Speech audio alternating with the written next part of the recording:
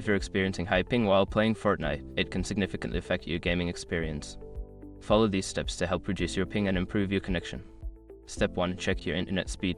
Use an online speed test to check your current internet speed. Ensure that your download and upload speeds meet the recommended requirements for Fortnite to run smoothly. Step 2. Use a wired connection. Switch from a wireless connection to a wired Ethernet connection.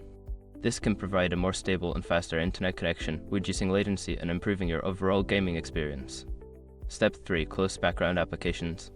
Before launching Fortnite, close any unnecessary applications or downloads running in the background. This will free up bandwidth and processing power, allowing the game to run more efficiently.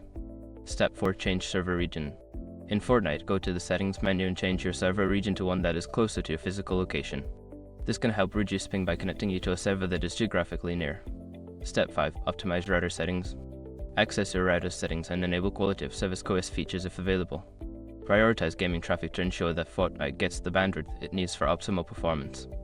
By following these steps, you should see an improvement in your ping while playing Fortnite. Enjoy your gaming experience.